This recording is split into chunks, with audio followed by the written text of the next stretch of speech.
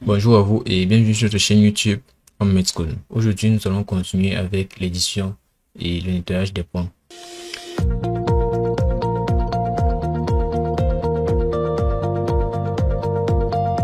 Il peut être nécessaire de procéder à une édition interactive des nuages de points pour affiner les résultats des tâches automatiques telles que la classification. Les outils d'aplatissement des surfaces, la suppression des biais, la suppression des points et la reclassification permettent de nettoyer vos données. Donc, pour commencer, nous allons par exemple définir une zone constante d'altitude. Pour cela, nous allons d'abord effectuer une sélection. Nous pouvons effectuer une sélection par rectangle avec Select by Box, ou alors une sélection par polygone, ou encore une sélection par région. Nous allons par exemple effectuer une sélection par polygone. Alors on clique sur Select by Polygon et nous allons digitaliser un polygone sur notre espace de travail.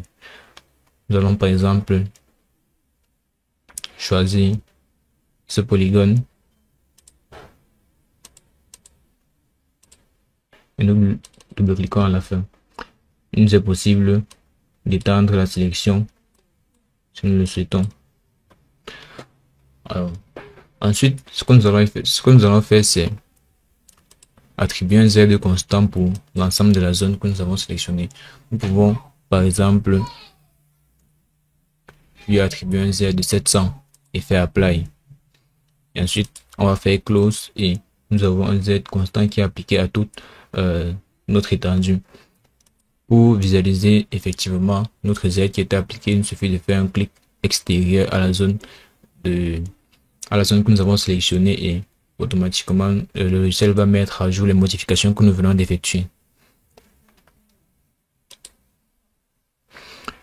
Ok, nous voyons comment la teinte rouge d'une altitude plus élevée que les zones environnantes s'affiche automatiquement sur la zone que nous avons modifiée.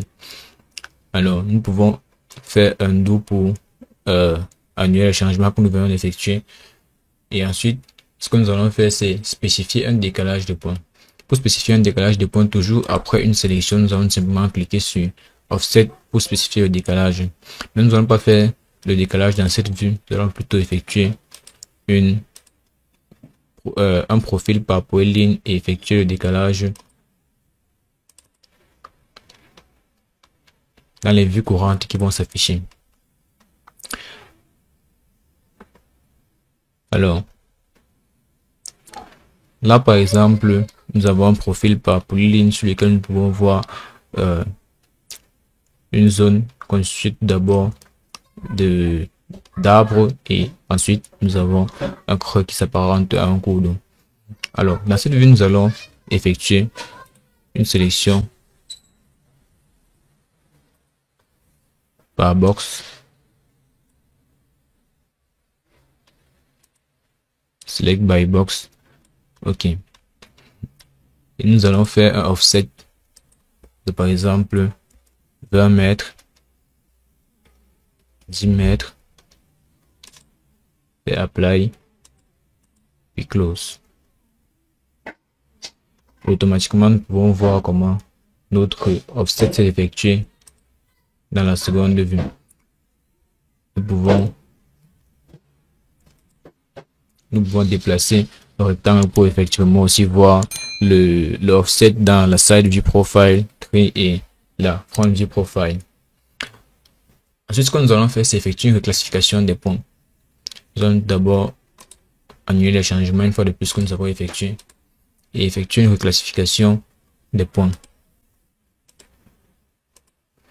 Là, rappelons qu'il est aussi possible de pouvoir supprimer des points. Cela peut être des faux points que nous avons repérés sur notre nuage de points. Il est possible de les supprimer tout simplement en cliquant sur l'icône supprimer, delete et nous avons les points qui sont automatiquement supprimés dans notre vue courante. Alors, on va faire undo et continuer.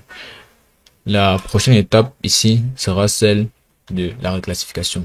Nous pouvons par exemple repérer un endroit qui était mal classifié durant la classification automatique générée par notre logiciel. Car il a noté que le logiciel aide automatiquement à l'importation des fichiers d'un fichier nuage de points LAS ou LAZ, effectue une classification en fonction de l'intensité, en fonction des retours qui ont été effectués par le capteur. Nous avons présenté la méthodologie d'acquisition des du capteur LiDAR lors de la précédente vidéo. Il prend à chaque retour, il lui attribue, le logiciel attribue une classe suivant les différents retours. Pour visualiser la classe par défaut, la classification par défaut, nous avons qu'à faire color by classification. Et nous voyons la classification par défaut effectuée par le logiciel. Alors, nous pouvons désactiver le overlap point et le reserve pour uniquement garder la classe sol, la classe haut, la classe low point. Et ce que nous allons faire ensuite, c'est créer une nouvelle classe. Pour cela, toujours avec un select by box, nous allons sélectionner une classe. Par exemple, nous pouvons sélectionner ce chemin avec un polygone.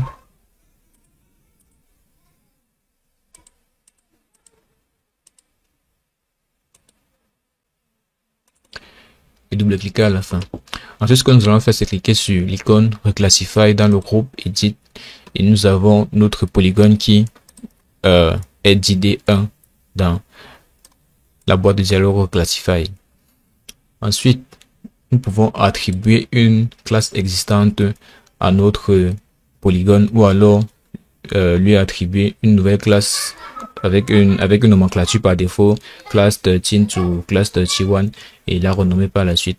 Mais ce que nous souhaitons faire, c'est lui attribuer une classe qui représente le tissu urbain. Avant, nous allons lui attribuer par exemple building. Et ensuite, tout ce que nous avons à faire, c'est faire apply, puis close. Alors, ainsi s'achève cette vidéo. Merci d'y avoir assisté. N'oubliez pas de vous abonner pour ne manquer aucune des prochaines vidéos sur LS Magie. Nous verrons la prochaine fois comment effectuer la création et l'édition des profils grâce au logiciel LS. Allez, à la prochaine.